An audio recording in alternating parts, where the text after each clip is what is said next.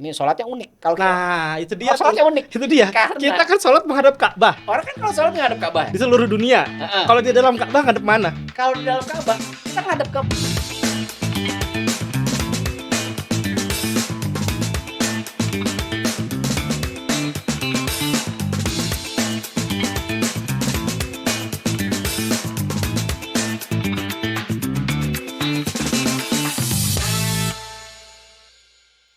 Assalamualaikum warahmatullahi wabarakatuh.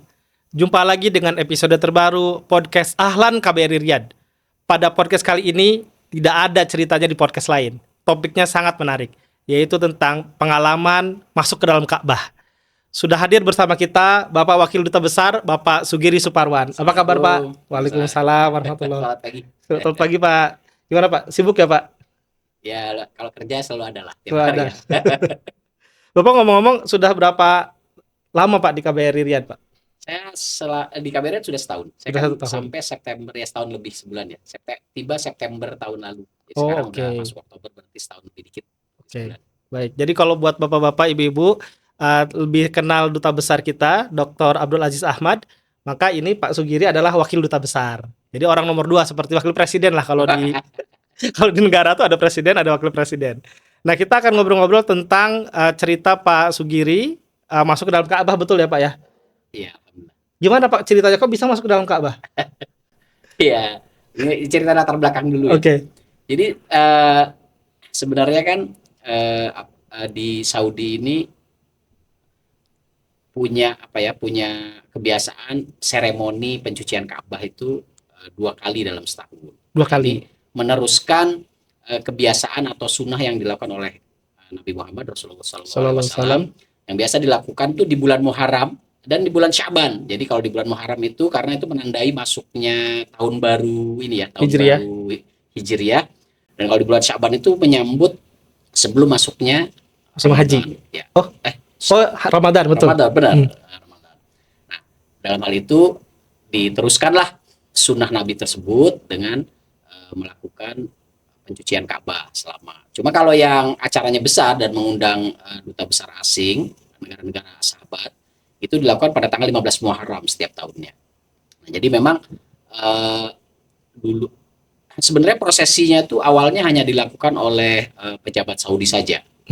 Jadi biasanya yang melakukan prosesi pencucian Ka'bah itu Raja Saudi atau yang mewakili. Jadi terkadang diwakili oleh Gubernur Mekah atau Wakil Gubernur Mekah.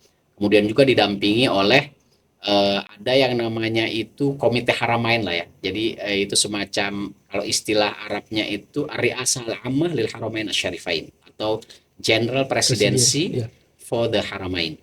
Nah, itu adalah suatu badan yang memanage 2 masjid suci. Nah, juga hadir di situ nanti pada saat prosesi pencucian Ka'bah itu adalah juru kunci atau kalau dalam bahasa Arabnya itu sadin.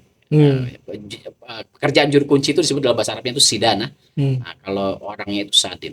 Nah, kemudian diusulkanlah oleh Komite Haramain itu, wah kenapa nggak diundang dubes-dubes asing sebagai perwakilan negara-negara Islam itu dilakukan sejak mungkin akhir seingat saya kan kalau komitenya itu berdiri tahun 2011-2012 ya. Nah, dalam kesempatan itu tahun ini karena Pak Dubes sedang ada kegiatan lain ya, dan Pak Dubes tentu sudah juga menghadiri acara serupa di tahun sebelumnya. Lalu, ya betul. Beliau meminta saya mewakili beliau. Jadi ya alhamdulillah durian runtuh ya. Jadi ini dapat undangan dari kerajaan untuk proses cuci Ka'bah. Betul. Cuci Ka'bah ini maksudnya apa Pak? Kok Ka'bah dicuci Pak? Iya. Sebenarnya prosesnya ini ya, itu dibagi 2. Ada yang sebelum officialnya, ada yang pas lagi hari H mengundang tamu asing dan lain sebagainya. Jadi pada 14 Muharram itu biasanya Ka'bah itu dibersihkan, lantai dan dindingnya. Nah, lantai sama dinding Ka'bah itu yang di dalam ya, itu dibersihkan. Kalau yang lantainya itu biasa kan cairan yang digunakan tuh bukan pakai pembersih lantai bukan ya, kalau biasa. Jadi untuk menjaga kesucian mungkin ya dan keagungan Ka'bah, sehingga yang dipakai itu air Zam-Zam. Ini kemarin waktu saya kesana nanya ini air apa gitu. Itu air apa gitu. Jadi air Zam-Zam dicampur dengan air mawar. Nah, mawarnya ini kalau Saudi memang yang punya mawar itu, yang produsen mawar istimewa kan dari Taif ya, Taif, terkenal dari dengan kota Taif ya. mawarnya dari kota Taif. Nah, itu dengan mawar Taif, kemudian dicampur lagi dengan oud dan juga misk, Wangi-wangian jadi Pak ya. wangi-wangian ya. Jadi memang harum sekali. Harum sekali. Nah, untuk lantainya itu pertama dibersihkannya tuh air tuh di apa, air yang campuran itu di lantai ya, kemudian dibersihkanlah pakai pelepah korma awalnya, mungkin mengikuti tradisi dahulu. Sampai sekarang Pak pakai Ya, pelepah kurma gitu. itu dulu, tapi ujung-ujungnya nanti pakai mesin modern juga. Oh gitu. Nah, jadi kalau lihat dalamnya itu, nah itu pakai pelepah korma dulu, tapi itu sebagai ini ya, sebagai tradisi mungkin Iya, ya. iya. Nah, kemudian sesudah itu dibersihkanlah dengan alat modern. Nah, itu yang lantai. Kemudian yang dinding juga dilakukan pembersihan. Jadi pada saat tanggal 15 Muharramnya tuh, pada saat official, ya kita tuh ya bersih-bersih cantik gitu. Jadi kita eh, tentu itu ada batch-batchnya. Karena kan dalamnya Ka'bah tuh nggak terlalu besar ya. Jadi kan Ka'bah tuh ada yang 12 meter, terus kemudian sekitar 11 meter. Jadi nggak mencakup banyak orang. Kita tamu-tamu asing waktu itu tuh dibagi menjadi sekitar 3 batch. Jadi Bapak masuk ke dalam Ka'bah Pak? Masuk. Masuk ya? Alhamdulillah masuk. Masya Allah. Terus ini beda dengan ganti kiswah Pak ya? Beda ya prosesinya ya? Beda, itu dua hal yang berbeda ya. Kalau ganti Oke. kiswah kan dilakukan di luar. Hmm. Kiswah kan ada 5 tuh. Hmm. Masing-masing sisi 1, 2, 3, 4 sama pintu Ka'bah. Pintu Ka'bah ada Khusus, kiswahnya ya. terpisah tarik tali. Ya. Nanti kan sebenarnya ada websitenya tadi, General Presidency of Haramain itu punya website beliau. Jadi mereka punya website yang menerangkan banyak hal lah tentang Ka'bah. Mungkin bisa merefer ke situ. Atau mungkin sekarang banyak konten-konten juga di YouTube ya yang memperlihatkan pada saat ganti kiswah. Tapi ini beda nih. Ini seremoni pencucian Ka'bah, pembersihan Ka'bah. Pembersihan Ka'bah itu jadi diundang oleh berapa banyak duta besar Pak yang diundang? Kemarin itu yang hadir mungkin sekitar mungkin 60-70. Jadi kita dibagi ke dalam 3 batch, 3 bus. Nah, itu karena kan kita tuh dikumpulin dulu di Jeddah tuh. Kita ngumpul di Jeddah sekitar jam 12 malam gitu ya. Tengah malam ya? Tengah malam ya. Jadi Kemlu-nya Saudi ini kan ada kantor juga di Jeddah. Kita ngumpul di sana. Seluruh perwakilan dari berbagai negara itu ngumpul lah di situ. Kita ada tunggu ngobrol gitu ya. Sampai jam 3, lumayan lama juga tuh.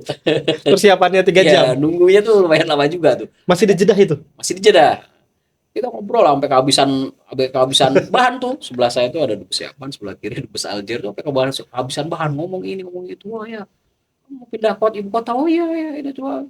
Terus nanti saya tanya lagi yang Yaman lah, yang mengenai apa konflik yang terjadi apa. Ngobrol sama tuh habis itu udah ganti teh, ganti kopi gitu, nggak kelar tuh. Tapi alhamdulillah ya jam 3 akhirnya berangkat juga kita. Berangkat dari Jeddah ke Mekah. Ke Mekah, dibagi ke dalam 3 bus. Karena kita dibagi 3 batch itu kan.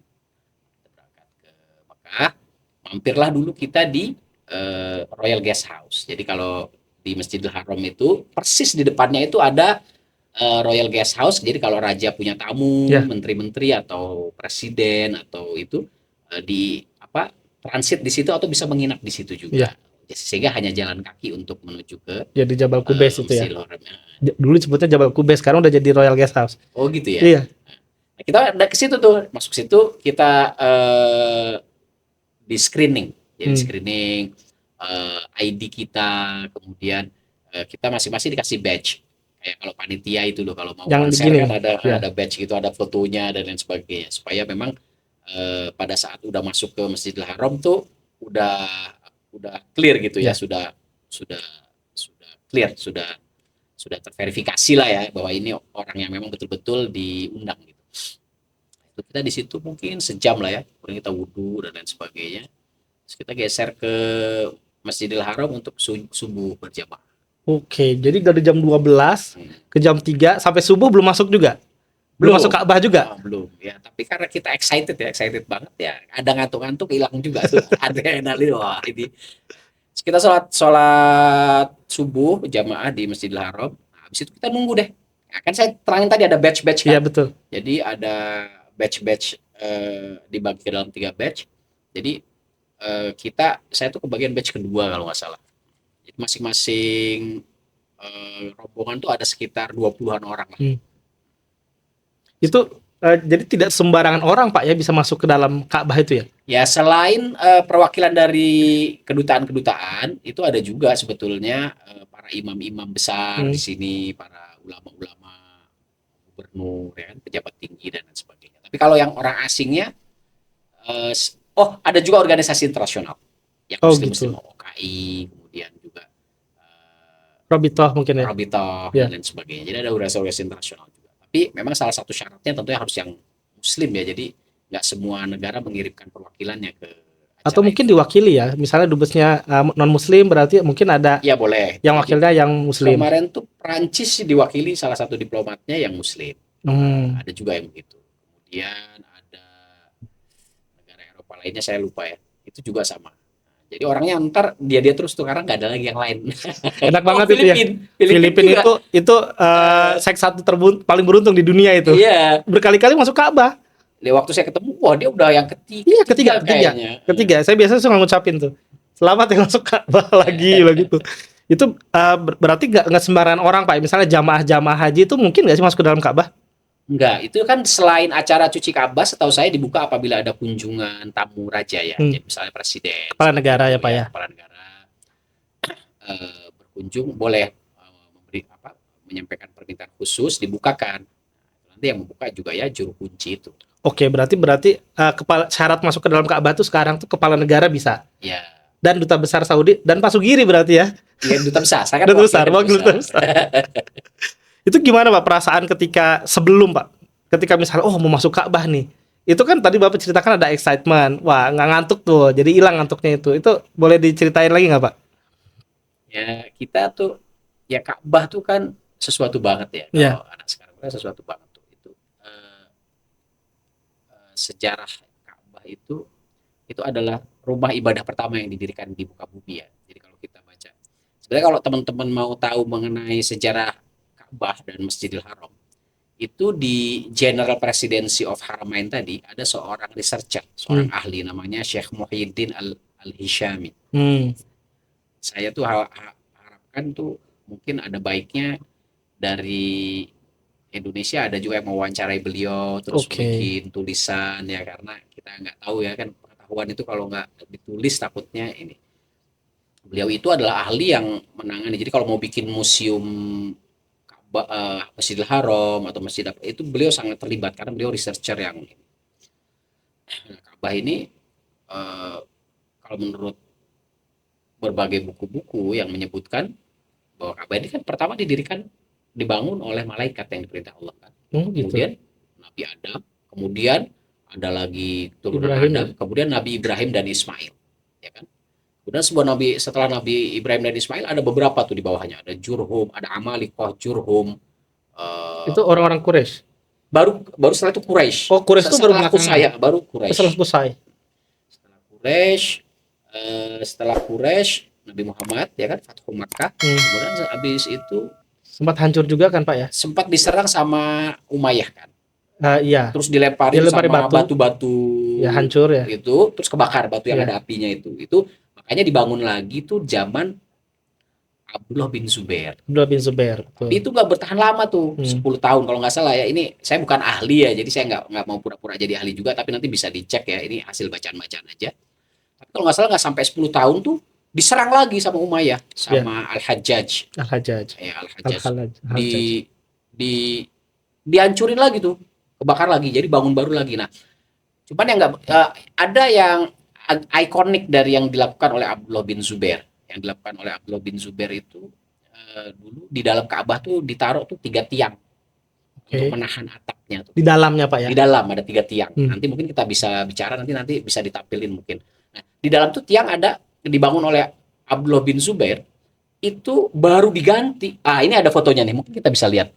Ini kan ada 3 tiang. Nah, kalau ini yang ada di foto ini nih, ini foto baru. Ini adalah 3 tiang baru. Jadi Pak Sugiri masuk ke sini ya Pak ya? Ya, ini benar suasana dalam Ka'bah. Benar. Nah, ini 3 tiang ini adalah tiang baru.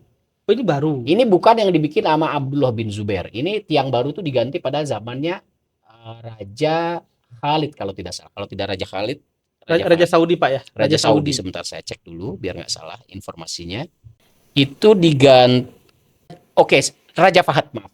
Bukan Raja Khalid. Ini digantinya 3 tiang ini diganti di zaman Raja Fahad. Nah, tiang yang dipakai oleh Abdullah bin Zubair itu ditaruh sekarang di museum. Nah, itu tuh bertahan lebih dari 1350 tahun. Masih ada, Pak, Masih barangnya? ada, barangnya sekarang masih ada di museum. Cuman yang ini dibangun ini saya sayang banget karena ini pakai kayu jati, jatinya tuh jati Myanmar. Coba ngobrol sama kita ya kan? Iya ya, Kita kan kasih jati Jepara yang mantap. Waduh, saya tuh pas baca-baca alah kok jati Myanmar gitu. Sayang banget. Kalau sempat ngobrol sama itu ya, Indonesia kita kasih gratis, Pak. Wah, itu Gratis kita kasih Jepara. Nah, ini 3 tiang ini. Jadi mumpung lagi lihat fotonya mungkin bagus juga kita ceritain isinya Ka'bah. Boleh, Pak. Ya. Jadi suasana dalam Ka'bah itu seperti apa? Ini pintunya dari depan ya? Jadi kita masuk nih pintu. Ya. Jadi pintu Ka'bah.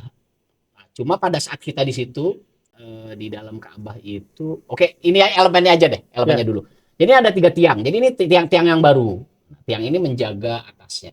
Jadi ini tinggi sampai sekitar 2 meter. Jadi ini alabastar ya, marmer alabastar. Ini sama. Nah, di atasnya ini sebetulnya semacam kiswah juga dia. Ini yang hijau ini. Yang hijau ini kain ya.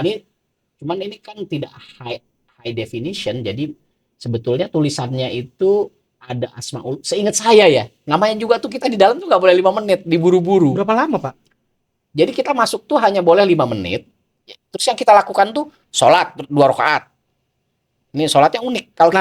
Itu dia. Sholatnya unik. Itu dia. Karena kita kan sholat menghadap Ka'bah. Orang kan kalau sholat ngadep Ka'bah di seluruh dunia. Kalau di dalam Ka'bah ngadep mana? Kalau di dalam Ka'bah kita ngadep ke 4 penjuru. Boleh mau ke sini boleh, ke situ boleh, ke situ boleh, kemana-mana boleh. Nah, jadi waktu kita masuk kan kita sekitar 20 orang tuh. Ya.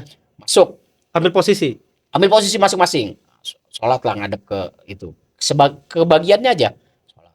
Nah, terus kita coba kebagian 5 menit. Habis sholat tuh kita berdoa. Habis berdoa kita ngelap itu, ngebersihin ini. Nah, jadi saya itu kan namanya mau masuk apa banyak yang titip doa ya. Jadi ada yang saya nitip doa, Pak. Ya, waktu itu kan didoain nggak? Didoain. Kita catat. Kita coba ingat tuh ada temen yang istrinya hamil mau melahirkan, ada yang sakit atau apa. Ya kita juga berdoa untuk orang tua ya kan, istri, anak kita, keluarga lah ya. Itu kita ingat. Itu kan banyak doanya yang mau didoakan. Terus kita digebah-gebah gitu, diburu-buru. 5 menit di dalam. Iya, itu 5 menit udah termasuk sholat sama lain-lain sama bersihin. Jadi waktunya tuh terbatas. Jadi ada cara tuh. Caranya. Bentar dulu, Pak. Bapak di posisi mana kemarin itu di Ka'bah itu? Di sini. Saya ingat ini. Saya ingat prasasti ini. Saya dapatnya sholatnya di bagian ini. Oh, di sini. Ngadep kemari. Oh, jadi ini apa sih, Pak? Yang kotak-kotak ini? Ini ada 10 prasasti. Kan kalau di Indonesia tahu kan, kalau orang ngebangun masjid ada prasasti telah dibangun oleh gitu. ya kan? Sama di KBRI juga. Di Ka'bah juga gitu. Kita ada pembangunan baru dibangun oleh duta besar siapa, diresmikan oleh menteri siapa. Ini sama. Jadi Ka'bah itu sebetulnya yang paling baru itu justru ini. Ini nih. Ini paling baru. Ini Raja Saudi mungkin ya? Ini Raja Saudi. Ini kalau nggak salah Raja Khalid. Karena tulisannya itu ya Bismillahirrahmanirrahim. Robbana taqabbal minna gitu, ada tulisan itu. Jadi di semua prasasti itu selalu diawali dengan Robbana taqabbal minna karena ingat waktu Nabi Ibrahim mendirikan Ka'bah ya, membangun kembali, meninggikan itu juga beliau doanya Robbana taqabbal minna. Jadi banyak nih, kalau ini syahadat. Banyak di prasasti itu Robbana taqabbal minna, terus baru telah dilakukan renovasi begitu. Nah, itu juga jadi itu prasasti-prasasti itu. Nah, ini kita sholat di sini waktu itu. Di sini berarti ya, di sini ya. Cuma saya agak itunya. Terus apa tadi triknya, Pak, supaya agak lama tadi? Nah, jadi kita baca doanya itu pas sujud akhir rakaat kedua. Masa kita lagi sholat disuruh pergi kan nggak mungkin kan? Iya. Wah, sujud aja selama-lamanya tuh. Jadi berapa kali sholat, Pak, waktu itu? Hanya boleh 2 rakaat. Karena kan batch ya, nunggu yang lain nunggu kan. Jadi begitu kita masuk langsung sholat 2 rakaat, sudah 2 rakaat berdoa. Nah, setelah berdoa baru kita. Nah, ini service table ini, meja ini adalah meja itu ada petugasnya nih di sini 3 orang. Di dalam itu ada kain-kain sama air yang buat air mawar tadi. Ya, yang campuran mawar kan tadi. Niatnya ke dalam itu untuk cuci Ka'bah. Nah, cuman karena kita dapat kesempatan di dalam, jadi pokoknya semua sholat kan. Sholat kan Nabi Muhammad dulu waktu Fatuh Makkah begitu masuk pertama dilakukan kan sholat 2 rakaat. Betul. Itu ada ceritanya juga nanti kalau mau cerita tentang juru kunci Ka'bah itu ada kaitannya. Nah, di sini sholat makanya dikasih kain kecil untuk bersihin. Ini di sini dibagiin kainnya. Dibagiin kainnya terus kita bersihin. Nah, saya karena sholat di sini, saya hanya kebagian bersihin daerah sini. Bersihin temboknya gitu, Pak. Iya. Ini temboknya tuh marmer atau ini apa? marmer. Oh, marmer. Dindingnya ini marmer. Nah, saya nggak tahu apakah ini marmer juga, tapi sekarang semua sampai atas tuh ditutupin pakai kain hijau. Kalau ini apa ya, Pak, di atas ini? Nah, ini menarik juga karena di tiga tiang ini ada tali, terus banyak banyak kanadil sama. Jadi ini adalah hadiah dari para raja-raja dari berbagai negara pada sepanjang zaman.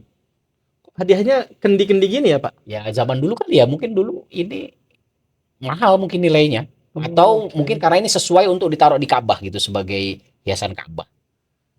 Saya juga nggak tahu persis tentunya ini dari siapa, ini bagaimana, kita nggak ada cukup waktu untuk tanya-tanya waktu itu. Tadi tuh Bapak cerita tentang kain untuk membersihkan Ka'bah. Bawakan kainnya, Pak. Kasih lihat nggak ya? Coba dong lihat, kasih lihat dong. Ini nggak pernah di-spill ini. Ini nggak ada di podcast lain ini. Ini kainnya. Waduh, saya boleh pegang nggak nih, Pak? Wangi dong ya. Hati-hati, salah pegang bisa terbang. Jadi ini bacanya apa nih, Pak? Ini marasim itu prosesi ya, upacara ya. Marasim ghaslil Ka'batil Musyarrafah. Jadi prosesi pencucian Ka'bah. Ka'bah untuk tahun 1446 Hijriah. Ini saya bawa nih sebagai wangi, Pak ya? Masih ada wangi ini ya kan? Kayaknya udah berapa bulan kan? Tapi wanginya masih ada dikit. Saya boleh, Pak? Jangan dong. Ini buat kita kalau mau terbang ke kota sebelah nggak pakai taksi bisa. Waduh, masih wangi ya? Masih wangi. Ini wangi mawarnya masih berasa banget nih sama misknya. Wah, itu udah untuk membersihkan Ka'bah kayak ini ya? Ya, ini saya nggak cuci. Habis itu saya nggak cuci. Jangan dicuci dong, Pak. Ini wanginya. Iya. Waduh, ini itu souvenir terbaik gitu. Souvenir terbaik. Pak, tadi Bapak sudah menyinggung tentang juru kunci. Ya. Berarti kunci ini pintunya ada kuncinya yang pegang ya, Pak? Ada. Kemarin ikut juga dia membukakan kunci itu. Beliau tuh nyambut kita. Mungkin ada fotonya yang Ka'bah dikelilingi sama aparat keamanan, mungkin bisa ditampilin kali ini. Nah, ini. Jadi ini pada saat prosesi pencucian Ka'bah tuh suasana Ka'bah kayak gini. Jadi orang boleh tawaf tapi di luar garis yang ini orang nih penjaga. Ini penjaga nih, polisi semua ngadep keluar gitu. Orang boleh tawaf di sini atau di lantai 2. Nah, makanya jadi pintu Ka'bah itu kan nggak sejajar sama kita, itu 2 meter di atas. Ya. Jadi harus naik tangga dulu. Nah, yang nyambut kita di bawah itu adalah salah satunya adalah juru kunci Ka'bah itu. Siapa Pak juru kunci Ka'bah itu? Juru kunci Ka'bah itu dari kabilah namanya Banu Sheba. Banu Sheba itu yang sekarang pegang itu Syekh Abdul Wahab itu adalah generasi ke 110. Dari nomor 1 siapa? Nomor satunya itu jadi gini. Jadi juru kunci Ka'bah itu sebelum masa Islam juga udah. Nah, kalau dihitung sejak Nabi Muhammad, sejak Fathu Makkah, yang sekarangnya nomor 78. Generasi ke-78. Tapi kalau dihitung dari sebelum Nabi Muhammad, itu generasi ke-110. Jadi berarti pemegang kunci Ka'bah itu atau juru kunci itu secara turun-temurun dari keluarga yang sama, dari Banu Sheba. Sejak zaman Nabi Muhammad, bahkan sebelumnya. Jadi kisahnya itu. Jadi waktu Fathu Makkah itu, setelah Fathu Makkah, Nabi kan masuk ke Ka'bah kan. Habis itu, wah, Ka'bah dikunci nih. Kuncinya mana? Ali bin Abi Thalib. Kuncinya. Ternyata yang pegang itu adalah siapa? Tolhah atau siapa? Tolhah. Sebentar, saya punya catatan biar nggak salah. Nah, ini Utsman bin Tolhah. Jadi yang pegang kunci itu Utsman bin Tolhah. Pada saat Nabi Muhammad tiba di Mekah, beliau mau masuk ke Ka'bah. Itu kunci dipegang sama Utsman bin Tolhah dan beliau tuh bersembunyi di atap Ka'bah. Akhirnya ditemukan, terus siniin kunci, mau masuk. Nggak mau kasih karena beliau non muslim kan, nggak percaya sama Nabi Muhammad sebagai utusan Tuhan. Tapi dipaksa diambil, akhirnya Nabi Muhammad masuklah. Dipaksa direbut oleh Ali dikasih Nabi Muhammad, terus Nabi Muhammad masuk ke dalam Ka'bah, sholat 2 rakaat. Nah, habis sholat 2 rakaat, jadi ini satu-satunya ayat Quran yang turun pada saat Nabi di dalam Ka'bah. Satu-satunya ayatnya itu bunyinya, biar saya nggak salah, surat An-Nisa ayat 58. A'udzubillahi minasyaitonirrajim. Innallaha ya'murukum an tu'addul amanati ila ahliha. Jadi sesungguhnya Allah menyuruh kamu menyampaikan amanat kepada yang berhak menerimanya. Jadi gara-gara ayat itu Nabi Muhammad langsung balikin kuncinya. Itu harus dipegang oleh kabilah yang sama yang menjadi juru kuncinya. Turun temurun. Nah, maka dipanggillah Utsman. Utsman bin Tolha, nih kunci. Loh, kok dikasih lagi? Iya. Gitu. Turun ayat yang memang mengharuskan ini Dipegang sama ayat sahabat. ini sekarang artinya secara umum tentu mengharuskan kita menyampaikan amanah kepada orang secara cepat dan lengkap, atau tanggung jawab orang kepada memberi tanggung jawab kepada orang yang ahlinya dan lain sebagainya ya secara umum. Tapi asbabun nuzulnya adalah ketika mengenai juru kunci ini. Dan Utsman bin Tolha langsung masuk Islam gara-gara itu. Jadi langsung percaya dan langsung mengucapkan syahadat. Kemudian ada hadisnya Nabi Muhammad, ini yang catatan saya itu hadis riwayat Tobroni. Nabi Muhammad mengatakan, "Khudhuha ya bani Abi Tolha, khalidatan talidatan la yanza'uha minkum illa zalim." Jadi seumur-umur nih kamu pegang nih kunci turun temurun kepada Bani Abi Tolha, berarti keturunannya. Jadi turun temurun terus sampai sekarang. Itu yang tadi terakhir itu Pak, tidak ada yang merebutnya kecuali orang-orang zalim. Gitu. Jadi walaupun berganti penguasa nggak ada yang berani dong karena ada hadis ini. Karena hadis Rasulullah, orang yang ngerebut kunci dari Bani Syaibah ini adalah orang-orang zalim gitu ya. Makanya dibikin turun temurun. Ini ya, ini juru kuncinya ya. Prosesi ini video ini mungkin di setel aja nih. Ini prosesi penyerahan Ka'bah ini tahun 2024 nih. 2024. Kalau nggak salah akhir Juni apa ya? Karena baru meninggal. Ya. Baru meninggal Syekh Soleh. Dan ini Syekh Abdul Wahab. Yang ini Syekh Abdul Wahab. Nah, ini kuncinya nih, ini kunci Ka'bah nih. Yang ini yang biru ini ya. Jadi ada beberapa kunci ya. Ada 3 kunci kan yang diserahkan secara resmi kan. Ini ada di YouTube kalau. Oh, berarti ini turunan ke 100 berapa tadi, Pak? Ke 110. 110. Kalau diurut dari atas. Tapi kalau dihitung sejak era Islam ini ke 78. Ke 78. Oh, jadi ketika orang ini yang berhak untuk membuka kunci Ka'bah ketika ada kunci Ka'bah. Tugasnya juru kunci itu apa? Itu kan ya yang tadi saya bilang tadi ya sinadah.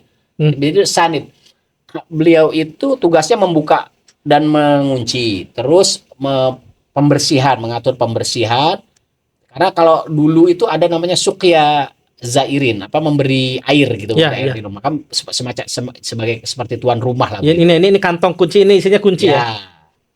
Jadi ada 3 kunci tadi kan, ada kunci pintu Ka'bahnya, terus ada kunci kan ada table yang isinya untuk pembersih alat-alat pembersih Ka'bah dan lain sebagainya, itu di situ ada kuncinya juga kecil tadi. Sampai satu lagi kunci menuju ada pintu namanya Babut Taubah menuju ke atap. Menuju ke atap Ka'bah. Mungkin bisa dilihatin foto Ka'bah tadi yang 360 derajat.